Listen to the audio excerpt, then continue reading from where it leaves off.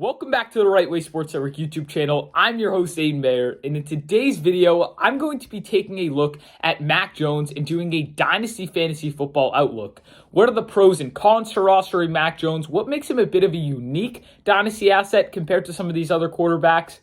And is this a guy we should be acquiring? Should we be selling him? Should we be holding him if he's on our Dynasty rosters? And also take a brief look at his trade market value and, of course, his ADP in startups. I want to hop right into it, though, and take a look at the top 15 quarterbacks, pretty much consensus, based off all the startups that I've done and a lot of rankings that I've compiled. Again, there's pretty much a consensus top 15 quarterbacks, and they consist of Patrick Mahomes, Josh Allen, Justin Herbert, Lamar Jackson, Deshaun Watson, Kyler Murray, Joe Burrow, Trevor Lawrence, Trey Lance, Justin Fields, Dak Prescott, Jalen Hurts, Matthew Stafford, Russell Wilson, and Malik Willis. Now, all these guys are pretty much demanding third round or higher draft capital in your startups. Top three, somewhere in the top 3 rounds. I know occasionally a Russell Wilson, a Malik Willis trickles into the 4th. Nonetheless, 3rd, 4th round, all those guys have to be acquired in that range. And then after that, you see a drop off. Again, Russell Wilson and Malik Willis might trickle to the 4th round, but outside of that, all the rest of the quarterbacks outside of the top 15 are going no higher than the 5th round. Pretty much every single draft. Pretty much.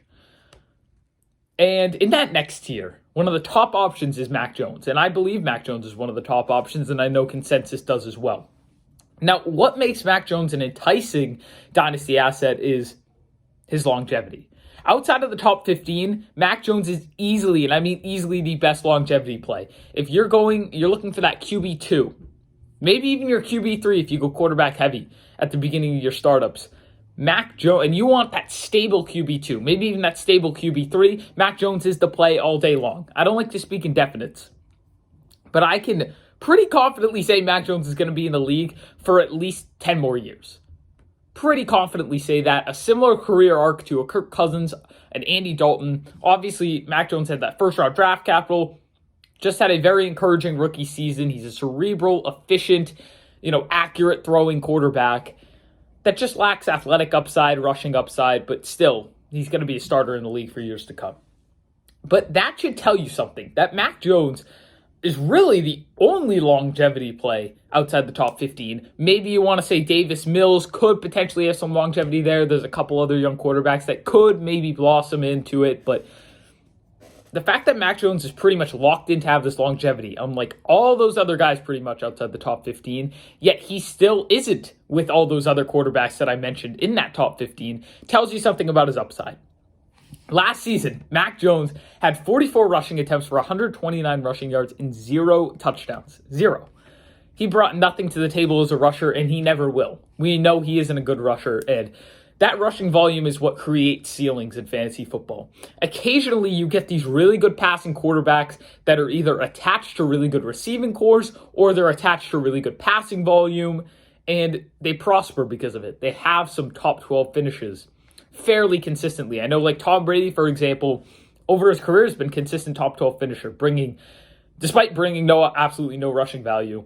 Now, granted, he's had some good receiving cores over that time, and he's typically had good passing volume over the past decade or so. So keep that in mind. And it's Tom Brady. I don't want to compare Mac to Tom.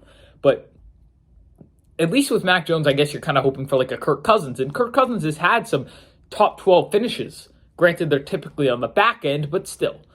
So with Mac Jones, though, that's the thing. He's not attached to an elite receiving core, and the Patriots were bottom 10 in the league in passing attempts last year. And as long as the Bill Belichick era goes on, at least for the next few years, I think they're going to remain kind of towards the back half of the league in passing volume, because that's just how Bill Belichick wants to build this team. When the league zigs, he wants to zag. The league wants to air it out, try to score 30 points per game, get in these shootouts, throw a bazillion times. But Bill Belichick wants to win with attention to detail on special teams, leaning on his defense, slowing the game down, controlling the clock. In doing so, it's a lot of short passing, but even more importantly, a lot of rushing volume on offense.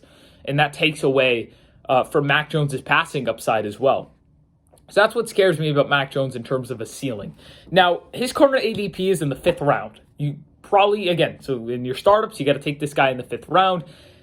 And the reason I don't like that price point for Mac Jones, even though I view him as one of the best quarterback options on the board at that point, is I just think it's a quarterback dead zone. I think no matter what, you're pretty much reaching on any guy inside that 5th round.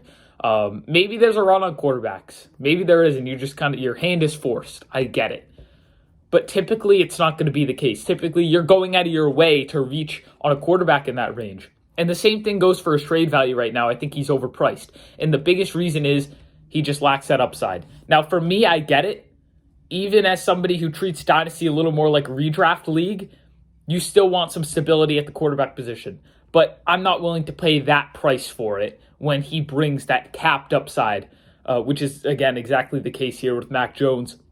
I would much rather in the 5th round either trade out of it because it's kind of a dead zone in general, or just grab myself an elite wide receiver in that range. And then if you own Mac Jones right now, I'm probably trying to sell him and tier down at quarterback. You can tier down to a Davis Mills, a Ryan Tannehill, somebody of that nature, and also get a 1st round pick in return in many leagues. So you can do that. You have that option. You can even attach a pick or a player to Mac Jones to tier up if that's what you'd like.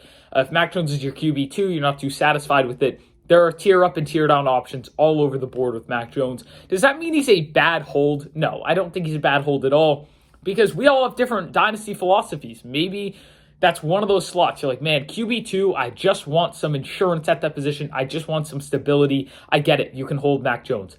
But in my opinion, if I rostered him, I'd probably try to be selling him right now.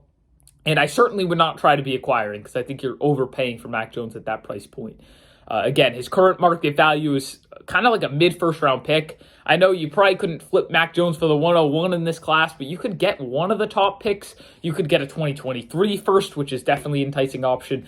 So just to give you a gauge of where his trade value is at, it's a pretty high first round pick. So I'd definitely be looking to potentially move out of the Mac Jones real estate if you could, just because, again, the capped upside. But all depends on your philosophy. And I think, again, that's what makes Mac Jones such a unique dynasty asset is it's the longevity versus upside. Which do you value more at your QB2 slot? Potentially even your QB3 again, if you go quarterback heavy at the beginning of your drafts.